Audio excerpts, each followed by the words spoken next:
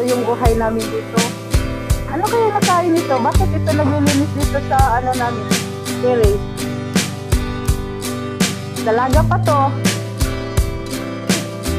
Kaso lang teke na. Teke na kasi baka mayroong magkamaling manligaw nito. Patay ako. Patay ako dito sa may-ari. Sana masipag. Sana all. Sana araw-araw. Naglilinis. Sipag naman. Ang swerte lang mapangasawa nito. Ang dimpulo. Ang lalim pa sa dimpulo.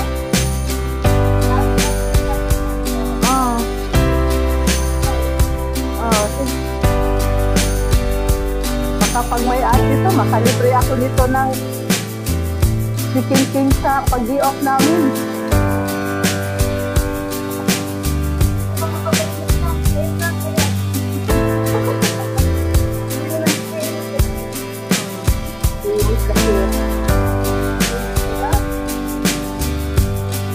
Masipag yan.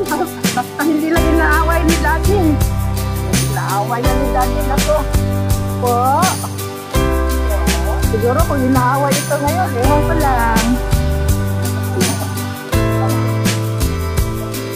Ano to po?